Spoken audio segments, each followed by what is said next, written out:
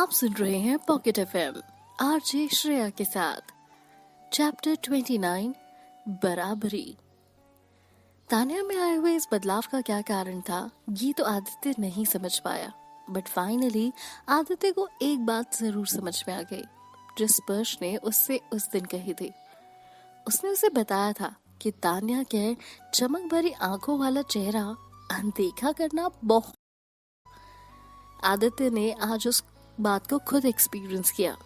वैसे आदित्य ने उस दिन उस बात पर ज्यादा ध्यान नहीं दिया था, पर आज उसे वो बात अच्छी तरह से समझ आ गई। उसकी आंखें बता रही थी उसमें कितना कॉन्फिडेंस और हिम्मत आ चुकी है कि ऐसा कुछ नहीं था जो फेक दिखाया जा सके। ये ऐसी चीज थी जैसे इंसान साथ लेकर ही पैदा होता है। इसके साथ आदित्य ने ये भी महसूस किया कि उसे तान्या कुछ कुछ अपने जैसी लग रही थी। आदित्य को समझ में नहीं आ रहा था कि ये बदलाव तान्या में आया कैसे, या फिर शायद वो ही तान्या को कभी समझ नहीं पाया। फिर भी उसने इन सारे कंफ्यूजन्स को क्लियर करते हुए तान्या से बड़े ही प्यार से कहा, तान्या, ये वो पैसे हैं जो हमारे तलाक के बाद तुम्हें मिलने चाहिए। मैं ये तुम्हारे लिए खुद लेकर आया हूँ, क्योंकि मुझे लगता है कि ये रिस्पेक्ट तुम डिजर्व करती हो। प्लीज इसे एक्सेप्ट करो। आदित्य ने चेक निकाला और पूरी इज्जत से तान्या के हाथों में दे दिया। उसके चेक देने में किसी भी तरह का कोई भी एहसान नजर नहीं आ रहा था। तान्या ने बिना चेक की तरफ देखे आदित्य से कहा, थैंक यू, पर मुझे इसकी कोई जरूरत नहीं है। आदित्य इस बात से चिढ़ जाता है और चिढ़ते हुए कहता है, तुम्हें जरूरत है या नहीं ये देखना तुम्हारा काम है, पर मुझे देना है या नहीं ये देखना मेरा काम है। ये तुम्हारी अमानत है जो मेरे पास है, प्लीज इसे रख लो, नहीं तो हम कभी बराबर नहीं हो पाएंगे। आदित्य की बातों से ऐसा लग रहा था मानो वो कहना चाहता था कि प्लीज इसे रख लो, नहीं तो मैं इसे लेने के लिए तुम्हें ऐसे ही परेशान करता रहूंगा।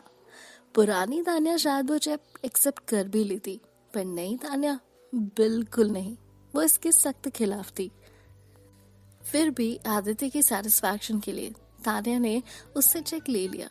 इससे पहले कि आदित्य उसे एक स्माइल देता, तान्या ने वहीं के वहीं उस चेक को फाड़ दिया।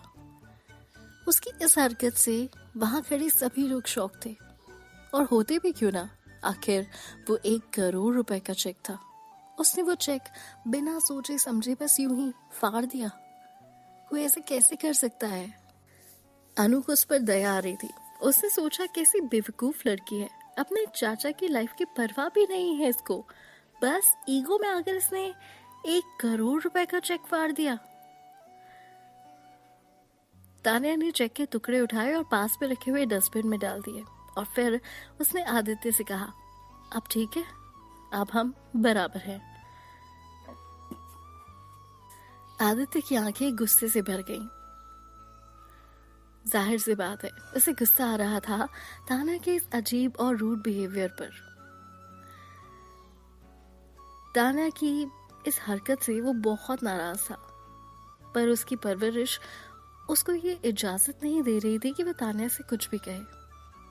उसने बस इतना ही कहा, ठीक है, और वहां से चला गया। अनु और स्पर्श भी उसके पीछे पीछे जाने लगे। अनु मन ही मन बहुत खुश थी कि तान्या की बेवकूफियों की वजह से वो आज आदित्य के इतने करीब आ चुकी, और आदित्य उससे इतना नाराज हो गया। तान्या पहले की तरह ही उतनी ही बेवकूफ है। उसे उस भड़काने के लिए कुछ बातें कहनी है और बस वो भड़क गई। इससे वो आदित्य की नजरों में बहुत अच्छी बन गई और उसे तान्या को और नीचे गिरा दिया। उसे हंसी आ रही थी कि कैसे तान्या उसके जाल में फंस गई।